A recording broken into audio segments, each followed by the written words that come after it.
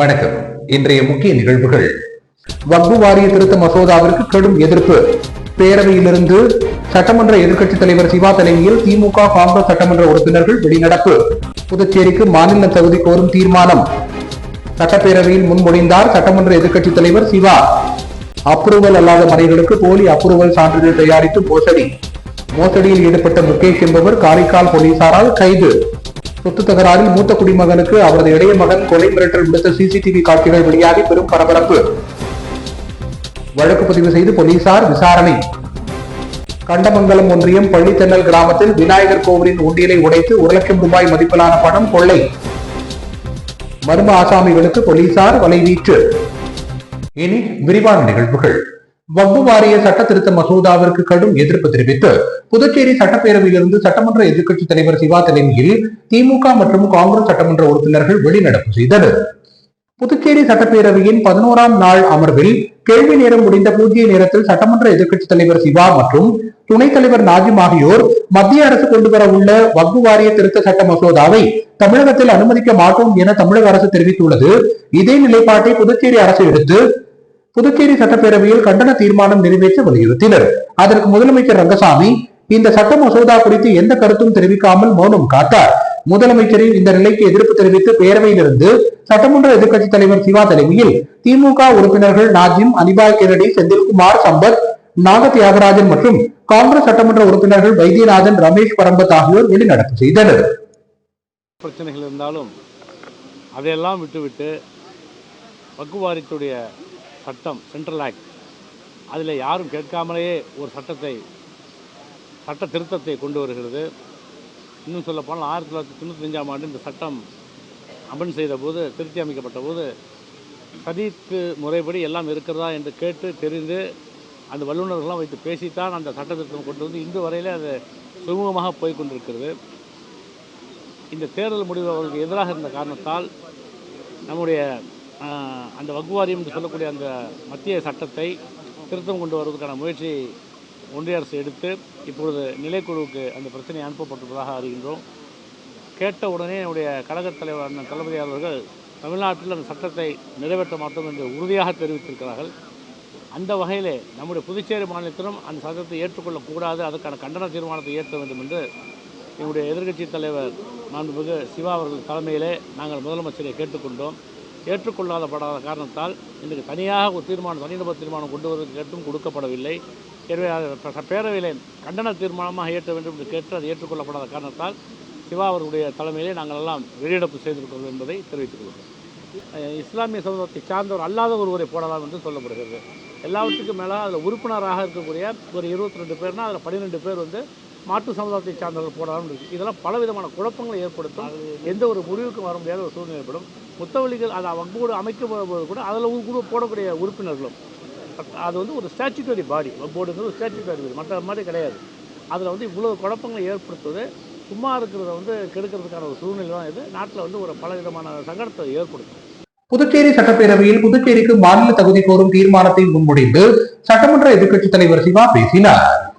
புதுச்சேரி சட்டப்பேரவையில் புதுச்சேரிக்கு மாநில தகுதி கோரும் தீர்மானத்தை முன்மொழிந்து சட்டமன்ற எதிர்க்கட்சித் தலைவர் சிவா பேசினார்.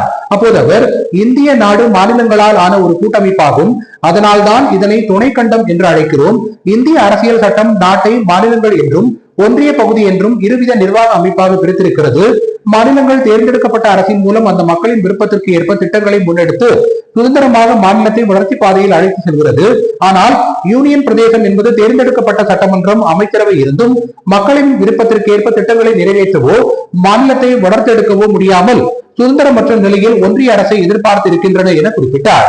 உண்மையான ஜனநாயக வழியில் மாநிலத்தை வழிநடத்த வேண்டும் என்றால் யூனியன் பிரதேசங்களுக்கு மாநில அந்தஸ்து என்பது வழங்கப்பட்டு முழு மாநில உரிமைகளோடு சுதந்திரமாக செயல்பட முடியும் என்றும், ஆகவேதான் புதுச்சேரி தான் சுதந்திரம் பெற்ற 1963ஆம் ஆண்டு முதல் இன்று வரை யூனியன் பிரதேசமாக தொடர்ந்து வருகின்ற நிலையில் சுதந்திர பகுதிக்கு செயல்படுவதாக மாநில அந்தஸ்தை நாம் இன்றைக்கு கோரி வருகிறோம். சென்ற காலங்களில் பல்வேறு அரசுகளின் கீழ் 16 முறை இதற்கான தீர்மானம் நிறைவேற்றியும் 2019ஆம் ஆண்டு ஜனவரி மாதம் முதலமைச்சர், அமைச்சர்கள், சட்டமன்ற உறுப்பினர்கள் மற்றும் அனைத்து கட்சி தலைவர்கள் ஒருங்கிணைந்து டெல்லி பாராளுமன்றம் எதிரில் நடத்தப்பட்டும் பாராளுமன்றத்தில் திராவிட முன்னேற்ற கழக உறுப்பினர் திருச்சி சிவா தீர்மானம் கொண்டு வந்து விவாதித்த நிலையிலும் ஒன்றிய அரசு எதற்கும் செவிசாய்க்காமல் நமது பகுதியை ஒரு சார்பு நிலையிலேயே வைத்துள்ளது என்று குறிப்பிட்டார்.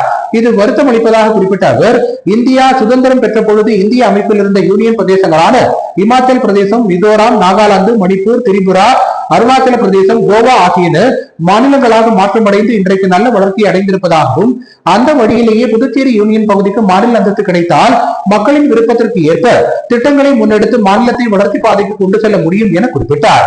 துவக்க காலங்களில் ஒன்றிய அரசு புதுச்சேரி பகுதி மீது அக்கறை கொண்டும் புதுச்சேரியின் வளர்ச்சியில் ஈடுபாடு உள்ள துணைநிலை ஆளுநர்களை நியமித்து வந்ததால் இங்கு அமைகின்ற ஆட்சியால் சிறப்பான முறையில் செயல்பட முடிந்ததாகவும், அன்றைக்கு ஒன்றிய அரசு மாநிலத்திற்கான திட்ட செலவில் 90% கொடையாகவும் 10% கடனாகவும் கொடுத்தது.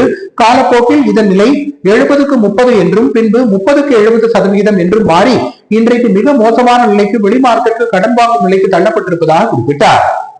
இதன் காரணமாக மாநிலத்திற்கு 12,000 கோடி ரூபாய் கடன் சுமை ஏற்பட்டிருப்பதாக கூறிய அவர், இதன் காரணமாக மக்கள் வளர்ச்சிக்கான செலவு தொகையை நாள் ஒன்றுக்கு 2,70,00,000 ரூபாய் வட்டி கட்டும் நிலைக்கு தள்ளப்பட்டிருப்பதாகவும், அது மட்டுமல்லாமல் நிர்வாக ரீதியாகவும் நாம் இன்று முடக்கப்பட்டிருக்கிறோம் என்றும், சட்டமன்றத்தில் ஏற்றப்படுகின்ற எல்லா மசோதாக்களுக்கும் முன் அனுமதி பெற வேண்டிய நிலை இருந்து வருவதாகவும், அதனால் தேர்ந்தெடுக்கப்பட்ட அரசுக்கு அதிகாரம் முடக்கப்பட்டிருப்பதாக குறிப்பிட்டுள்ளார்.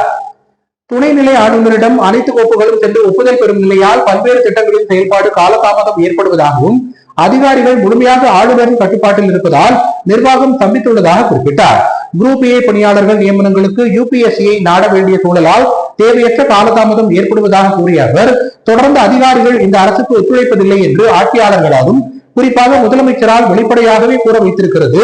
மாநில அந்தஸ்து கிடைத்தால் மாநிலம் வளர்ச்சி அடையும் என்ற கோரிக்கையை இந்த அரசு முன்வைத்த போது முன்னாள் கவர்னர் தமிழிசை சவுந்தரராஜன் மாநில அந்தஸ்து கிடைத்தால் என்ன கிடைக்குமோ அதை தாங்கள் அளிப்போம் என்று ஆசை காட்டினார்.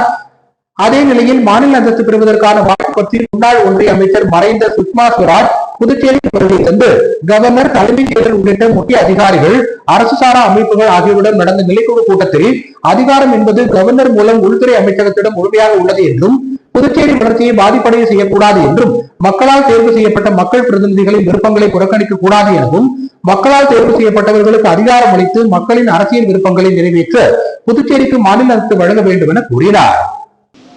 புதுச்சேரியினுடைய மாநில அந்தஸ்து சம்பந்தமாக திராவிட முன்னேற்ற கழக சார்பில் நான் நம்முடைய சட்டமன்ற துணைத் தலைவர் நாஜிம் அவர்கள், பொருளாளர் நம்முடைய சட்டமன்ற செந்தில் போன்றவர்கள் அது வந்து ஏற்றுக்கொள்ளப்பட்டு இந்த அவையில் விவாதிக்கப்பட்டது.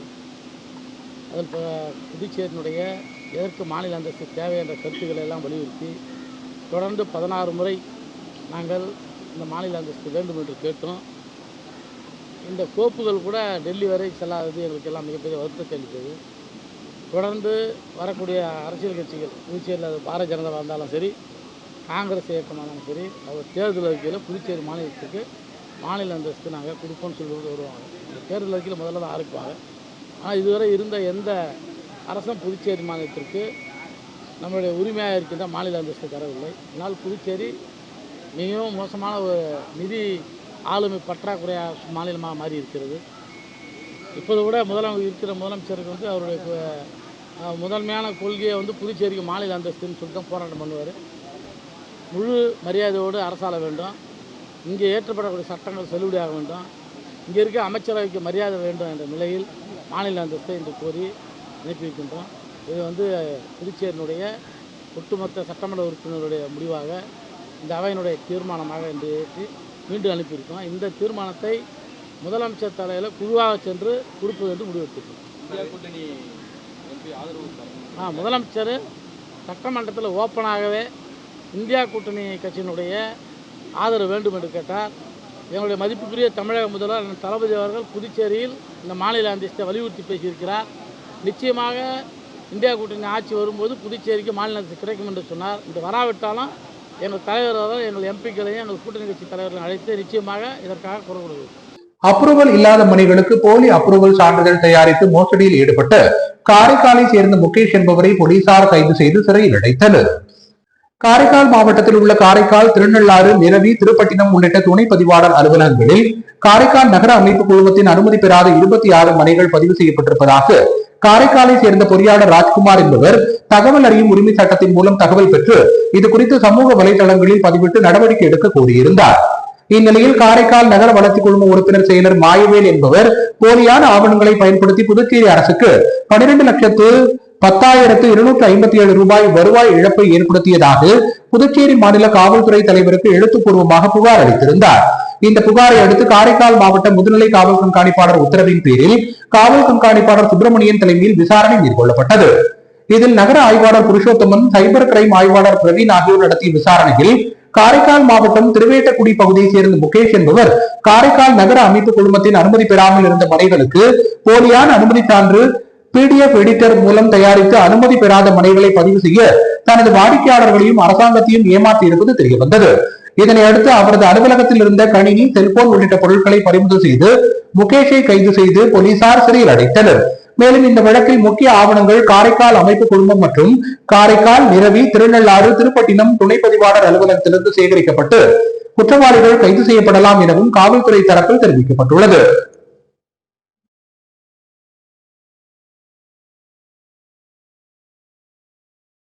சொத்து தகராறில் மூத்த குடிமகனுக்கு அவரது இளைய மகனே கொலை மிரட்டல் விடுத்த CCTV காட்சிகள் வெளியாகி பெரும் பரபரப்பை ஏற்படுத்தியுள்ளது. இதனையடுத்து போலீசார் இது தொடர்பாக வழக்கு பதிவு செய்து அவரிடம் விசாரணை மேற்கொண்டுள்ளனர். வில்லியனூர் தில்லை நகரை சேர்ந்தவர் கிருஷ்ணமூர்த்தி, இவரது மனைவி கமலா. இந்த தம்பதியினருக்கு 2 மகன்கள் உள்ளனர். இதில் மூத்த மகன் வெளிநாட்டில் வேலை செய்து வருகிறார். இளைய மகன் வினோத் சங்கரும் அவரது மனைவி ஆனந்தியும் கிருஷ்ணமூர்த்தி வசிக்கும் வீட்டிலேயே வசித்து வந்தனர். கடந்த ஓரிரு மாதங்களுக்கு முன்பு கிருஷ்ணமூர்த்திக்கும் வினோத் சங்கருக்கும் சொத்து தகராறு ஏற்பட்டு அது தொடர்பாக வில்லியனூர் காவல் நிலையத்தில் கிருஷ்ணமூர்த்தியும் அவரது மனைவியும் புகார் அளித்ததன் அடிப்படையில் சொத்து பிரச்சனை என்பதால் நீதிமன்றத்தில் முறையிடுமாறு வில்லியனூர் போலீசார் அறிவுறுத்தியதாக தெரிகிறது. இந்த புகாரை அடுத்து கிருஷ்ணமூர்த்தி தம்பதியினரும் வினோத் சங்கர் தம்பதியினரும் தனித்தனியே வசித்து வந்தனர். இந்நிலையில் கடந்த 2 நாட்களுக்கு முன்பு திடீரென கிருஷ்ணமூர்த்தி வசித்து வரும் தில்லை நகர் வீட்டிற்கு வந்த வினோத் சங்கரும் அவரது மனைவியான ஆனந்தி ஆகிய இருவரும் வீட்டிற்குள் புகுந்து அங்கே பூட்டு போடப்பட்டிருந்த இரும்பு கதவை மரம் வெட்டும் கட்டிங் மிஷினால் அறுத்துக் கொண்டிருந்தனர். இந்த சத்தம் கேட்டு வீட்டிலிருந்து வெளியே வந்த கிருஷ்ணமூர்த்தி அதனை தட்டி கேட்டபோது தகாத வார்த்தையால் திட்டியும் மரம் வெட்டும் கட்டிங் மிஷினை காட்டி கொலை செய்து விடுவதாக மூத்த குடிமகன் கிருஷ்ணமூர்த்தியை வினோத் சங்கர் மிரட்டல் விடுத்துள்ளார். இந்த CCTV காட்சியானது வெளியாகி தற்போது பெரும் பரபரப்பை ஏற்படுத்தியுள்ளது. மேலும் பெற்ற மகனே தந்தையை கொலை செய்வதற்கு திட்டம் தீட்டியது அப்பகுதியில் பெரும் பரபரப்பை ஏற்படுத்தியுள்ளது. இதனை அடுத்து வழக்கு பதிவு செய்து வில்லியனூர் போலீசார் வினோத் சங்கர் மீது தகுந்த நடவடிக்கை எடுக்க வேண்டும் என கிருஷ்ணமூர்த்தி கூறினார். இது சம்பந்தமாக வில்லியனூர் துணை மாவட்ட ஆட்சித்தலைவரிடம் மனு அளித்திருப்பதாகவும் அவர் தெரிவித்தார்.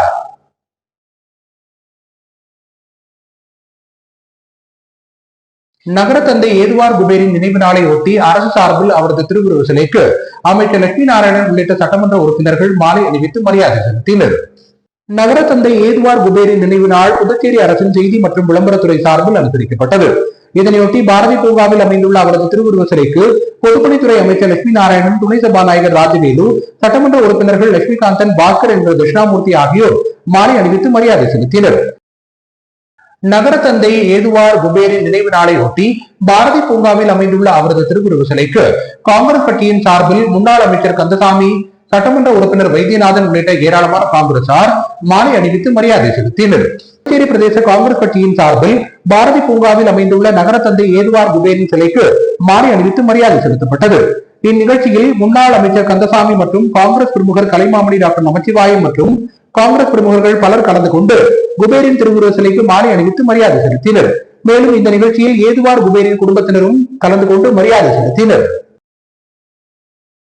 வில்லியனூரை அடுத்த தொண்டமாநத்தத்தில் அமைந்துள்ள பிடாரி மீனாட்சியம்மன் ஆலயத்தின் தேரோட்ட விழாவில் அமைச்சர் சாய் ஜே சரவணகுமார் உள்ளிட்ட ஏராளமான பக்தர்கள் கலந்து கொண்டு சுவாமி தரிசனம் செய்தனர். வில்லியனூரை அடுத்த தொண்டமாநத்தம் பிடாரி மீனாட்சியம்மன் கோவில் தேரோட்டம் வெகு விமரிசையாக நடைபெற்றது. தொண்டமாநத்தம் வெள்ளை விநாயகர், கங்கையம்மன், ஐயனாரப்பன், செங்குடுநீர் மாரியம்மன், பிடாரி மீனாட்சியம்மன் ஆகிய கோவில்களில் திருவிழா கடந்த மாதம் 4ஆம் தேதி வெள்ளை விநாயகருக்கு மகா அபிஷேகத்துடன் தொடங்கியது. தொடர்ந்து ஸ்ரீதேவி பூதேவி வரதராஜ பெருமாளுக்கு திருமஞ்சனம், கங்கையம்மன், ஐயனாரப்பன் உற்சவம், செங்குடுநீர் மாரியம்மன் உற்சவம் ஆகிய நிகழ்ச்சிகள் நடைபெற்றன. இரவில் அம்மன் திருவீதி விழா நிகழ்ச்சியும், செங்கலையின் அம்மனுக்கு சாகை வார்த்தல் செடல் உற்சவம் நடைபெற்றது. திருவிழாவை ஒட்டி தெருக்கூத்து நிகழ்ச்சி மற்றும் திருக்கல்யாண உற்சவம், அம்மனுக்கு மஞ்சள் நீராட்டு விழா போன்ற நிகழ்ச்சியும் நடைபெற்றது. இந்நிலையில் பிடாரி மீனாட்சி அம்மன் திருத்தேர் வீதி விழா நிகழ்ச்சி வெகு விமரிசையாக நடத்தப்பட்டது. இதில் அமைச்சர் சாய் ஜே சரவணகுமார் கலந்து கொண்டு சுவாமி தரிசனம் செய்து தேரை வடம் பிடித்து இழுத்து தேரோட்டத்தை தொடங்கி வைத்தார். இந்த விழாவில் முன்னாள் சட்டமன்ற உறுப்பினர் தீபாய்ந்தான், கோவில் அறங்காவல் குழு தலைவர் மனோகரன் மற்றும் அறங்காவல் குழுவினர், ஊர் பொதுமக்கள் உள்ளிட்ட பலர் கலந்து கொண்டு தேரை இழுத்தனர். தொடர்ந்து ராமநாதபுரம் பகுதியில் வியாழக்கிழமையன்று தேர் வீதி உலா நடைபெற்று மதியம் அம்மனுக்கு காப்பு கலைக்கும் நிகழ்ச்சியும் நடைபெறுகிறது. திருவிழா முடிவை ஒட்டி வரும் 21ஆம் தேதி பிடாரி மீனாட்சி அம்மனுக்கு உதிரவாய் துடைத்தல் நிகழ்ச்சியும் அம்மனுக்கு ஊஞ்சல் உற்சவம் நிகழ்ச்சியும் நடைபெறுகிறது. திருவிழாவை ஒட்டி பல்வேறு இடங்களில் பொதுமக்கள் பிரியாணி அன்னதானம் செய்தனர். கண்டமங்கலம் ஒன்றியம் பள்ளித்தண்ணல் கிராமத்தில் உள்ள விநாயகர் ஆலயத்தின் உண்டியலை உடைத்து 1 லட்சம் ரூபாய் ரொக்க பணத்தை திருடிச் சென்ற மர்ம நபர்களை போலீசார் வழக்கு பதிவு செய்து வலை வீசி தேடி வருகின்றனர். கண்டமங்கலம் ஒன்றியம் பள்ளித்தண்ணல் கிராமத்தில் அரசு மரத்து விநாயகர் ஆலயம் அமைந்துள்ளது. இந்த ஆலயத்தின் பின்கதவு உடைக்கப்பட்டிருந்ததை கண்டு அதிர்ச்சி அடைந்த ஆலயத்தின் நிர்வாகிகள் சென்று பார்த்தபோது அங்கே இருந்த உண்டியல் உடைக்கப்பட்டு 1 லட்சம் ரூபாய் மதிப்பிலான பணத்தை மர்ம நபர்கள் திருடிச் சென்றது தெரியவந்தது. இதனையடுத்து கண்டமங்கலம் காவல் நிலையத்திற்கு தகவல் கொடுக்கப்பட்டதன் அடிப்படையில் விரைந்து வந்த கண்டமங்கலம் போலீசார் தீவிர விசாரணை மேற்கொண்டு பணத்தை திருடிச் சென்ற திருடர்களை தேடி வருகின்றனர். மேலும் எப்பொழுதும் பரபரப்பாக இருக்கக்கூடிய தேசிய நெடுஞ்சாலை அருகே உள்ள இந்த ஆலயத்தில் துணிகரமாக புகுந்து உண்டியலை உடைத்து திருடிச் சென்றது அப்பகுதியில் உள்ள பொதுமக்களிடையே பெரும் பரபரப்பையும் அச்சத்தையும் ஏற்படுத்தியுள்ளது. நகரத்தந்தை ஏதுவார் குபேரின் நினைவு நாளை ஒட்டி வெற்றுக்கால் சேவல் கலை கிளப் நிர்வாகிகள் சேவலுடன் சென்று அவரது திருவுருவ சிலைக்கு மாலை அணிவித்து மரியாதை செலுத்தினர். முன்னாள் முதலமைச்சர் மற்றும் நகரத்தந்தை என அழைக்கப்படும் எட்வர்ட் குபேர் புதுச்சேரியின் முதலமைச்சராக 1959ஆம் ஆண்டு முதல் 1964ஆம் ஆண்டு வரை பணியாற்றினார். இவர் முதலமைச்சராக இருந்தபோதுதான் புதுச்சேரியில் முதலாக வெற்றுக்கால் சேவல் சண்டைக்கலை உருவாக்கப்பட்டது. அதன்படி புதுச்சேரியின் முன்னாள் முதல்வர் குபேரின் 45வது நினைவு தினம் அனுசரிக்கப்பட்டது. இதனையொட்டி புதுச்சேரி அமரர் குபேர் அன்சாரி வெற்றுக்கால் சேவல் கலை கிளப் சார்பில் அண்ணா சிலை சதுக்கத்தில் அலங்கரித்து வைக்கப்பட்டிருந்த குபேரின் உருவப்படத்திற்கு மாநில தலைவர் ரமணன் தலைமையில் மலர்தூவி செலுத்தப்பட்டது. அதனைத் தொடர்ந்து கடற்கரை சாலை அருகே உள்ள குபேரின் திருவுருவ சிலைக்கு கௌரவ தலைவர் செந்தில் சேவலுடன் சென்ற அவர்கள் சிலைக்கு மாலை அணிவித்து மரியாதை செலுத்தினர். பலர் கலந்து கொண்டு குபேரின் திருவுருவ சிலைக்கு மாலை அணிவித்து மரியாதை செலுத்தினர். பல்வேறு கோரிக்கைகளை வலியுறுத்தி கதர் வாரிய ஊழியர்கள் உள்ளிருப்பு போராட்டத்தில் ஈடுபட்டனர். கதர் வாரிய ஊழியர்களின் கோரிக்கைகளை உடனடியாக நிறைவேற்ற கோரி கதர் மற்றும் கிராம தொழில் வாரிய அலுவலகம் முன்பாக கதர் வாரிய ஊழியர்கள் தொடர் உள்ளிருப்பு போராட்டத்தில் ஈடுபட்டனர். உரிய காரணமின்றி 6 கதர் வாரிய ஊழியர்களை பழிவாங்கும் நோக்கோடு பணி நீக்கம் செய்ததை உடனடியாக ரத்து செய்ய வேண்டும். கடந்த ஓராண்டு காலமாக வாரிய உற்பத்தி கூடங்களுக்கு தேவையான மூலப்பொருட்கள் வாங்கி கொடுக்காமல் உற்பத்தி பாதிக்கப்பட்டுள்ளது. இதனை சரியாக்க வேண்டும். சிறப்பாக செயல்பட்டு வந்த காரைக்கால் மாஹே பிராந்தியத்தின் காதி பந்தார்களுக்கு சீல் வைக்கப்பட்டதற்கு கண்டனம் தெரிவித்தும் காதி பந்தார்களுக்கு தேவையான விற்பனை பொருட்களை கொள்முதல் செய்யாமல் இருப்பதற்கு கண்டனம் தெரிவித்தும் வாரியத்தில் பணியிலிருந்து ஓய்வு பெற்று இறந்துவிட்ட ஊழியர்களுக்கும் அவர்களது குடும்பத்தினருக்கும் சேர வேண்டிய பணப்பலன்களை உடனடியாக வழங்காமல் இழுத்தடிப்பதை கண்டித்தும் வாரிய ஊழியர்களின் சம்பளத்திற்கான போதிய நிதி பட்ஜெட்டில் ஒதுக்கப்பட்ட போதிலும் உரிய நேரத்தில் வழங்காமல் காலதாமதம் செய்வதை கண்டித்தும் வாரிய ஊழியர்களுக்கு காலத்தோடு கிடைக்க வேண்டிய MACP மற்றும் ப்ரமோஷன் ஆகியவற்றை உடனடியாக நடைமுறைப்படுத்தாததை கண்டித்தும் இந்த விஷயத்தில் உடனடியாக தலையிட்டு CEO நரேந்திரனை இடமாற்றம் செய்ய வேண்டும் என வலியுறுத்தியும் கதர் வாரிய ஊழியர்கள் உள்ளிருப்பு போராட்டத்தில் ஈடுபட்டனர். பாரதிய ஜனதா கட்சியின் தேசிய தலைமை அறிவுறுத்தலின்படி கட்சியின் மாநில தலைவர் செல்வ கணபதி MP தலைமையில் பாஜகவினர் மோட்டார் சைக்கிள் ஊர்வலமாக மூவர்ண கொடியை ஏந்தியவாறு லாஸ்பேட்டை தொகுதி முழுவதும் சென்றனர். பாரதிய ஜனதா கட்சியின் தேசிய தலைமை அறிவுறுத்தலின்படி வரும் ஆகஸ்ட் மாதம் 15ஆம் தேதி நாட்டின் 78வது சுதந்திர தின விழாவை முன்னிட்டு புதுச்சேரி பாரதிய ஜனதா கட்சியின் மாநில தலைவர் செல்வ கணபதி MP தலைமையில் கையில் தேசிய கொடியுடன் மோட்டார் சைக்கிள் ஊர்வலம் லாஸ்பேட்டை தொகுதி முழுவதும் நடைபெற்றது. இதில் பாரதிய ஜனதா கட்சி நிர்வாகிகள் மற்றும் மகளிர் 500க்கும் மேற்பட்டோர் கலந்து கொண்டு மூவர்ண கொடியை கையில் ஏந்தி விழிப்புணர்வு மோட்டார் சைக்கிள் பேரணி நடத்தினர். புதுச்சேரி பெத்துசெமினர் மேல்நிலைப்பள்ளியின் 14ஆம் ஆண்டு விளையாட்டு விழாவில் சமூக வலைதள புலனாய்வு காவல்துறை கண்காணிப்பாளர் பாஸ்கரன் கலந்து கொண்டு போட்டிகளை தொடங்கி வைத்தார். புதுச்சேரி பெத்துசெமினர் மேல்நிலைப்பள்ளியின் 14ஆம் ஆண்டு விளையாட்டு விழா உப்பளம் பெத்துசெமினார் தொடக்கப்பள்ளி விளையாட்டு மைதானத்தில் நடைபெற்றது. இவ்விழாவில் பள்ளியின் முதல்வர் அருள் தேவதாஸ் அடிகளார் தலைமை தாங்கி வரவேற்புரையாற்றினார். விழாவில் சிறப்பு விருந்தினராக பள்ளியின் முன்னாள் மாணவர் முனைவர் பாஸ்கரன் கலந்து கொண்டு விளையாட்டுப் போட்டிகளை தொடங்கி வைத்தார். பின்னர் போட்டிகளில் வெற்றி பெற்ற அணிகளுக்கும் மாணவர்களுக்கும் திருமதி அனிதா பரிசுகள் மற்றும் வாழ்த்துரை வழங்கினார். பள்ளியின் துணை முதல்வர் அருள் சின்னப்பன் நன்றி கூறினார். விழாவிற்கான ஏற்பாடுகளை உடற்கல்வி ஆசிரியர் அலெக்ஸ் அன்புராஜ் தலைமையிலான ஆசிரியர்கள் சிறப்பாக செய்திருந்தனர். குருசுக்குப்பம் புனித பிரான்சிஸ் அரசு உதவி பெறும் உயர்நிலைப் பள்ளியில் நாட்டின் 78வது சுதந்திர தின விழா வெகு விமரிசையாக கொண்டாடப்பட்டது. குருசுக்குப்பத்தில் இயங்கி வரும் புனித பிரான்சிஸ் அரசு பள்ளியில் நாட்டின் 78வது சுதந்திர தின விழா சிறப்பாக கொண்டாடப்பட்டது. விழாவிற்கு அரசு சிறப்பு வழக்கறிஞர் மருதுபாண்டியன் சிறப்பு விருந்தினராக கலந்து கொண்டு தலைமை தாங்கினார். குருசுக்குப்பம் பங்குத்தந்தை அந்தோணிசாமி, இல்ல தலைவி எலிசபெத், தலைமை ஆசிரியர் அருட்சகோதரி குணா மற்றும் முன்னாள் மாணவர்கள் விழாவில் கலந்து கொண்டு சிறப்பித்தனர். சுதந்திர தின விழா போட்டிகளில் பங்கேற்று வெற்றி பெற்ற மாணவ மாணவியர்களுக்கு பரிசுகள் வழங்கி, விழாவில் பங்கேற்ற அனைவருக்கும் சிற்றுண்டி வழங்கி கொடியேற்றி அணிவகுப்பு மரியாதை அவர்கள் ஏற்றுக்கொண்டனர். கலை நிகழ்ச்சிகளை கண்டு கழித்து அருமையான சுதந்திர தின விழா உரையாற்றி மருதுபாண்டியன் விழாவில் கலந்து கொண்டவர்களை சிறப்பித்தார். இந்நிகழ்ச்சியில் ஏராளமான மாணவ மாணவிகள், ஆசிரியர்கள், பொதுமக்கள் என அனைவரும் திரளாக கலந்து கொண்டனர். இத்துடன் இன்றைய நிகழ்வுகள் நிறைவடைந்தன. வணக்கம்.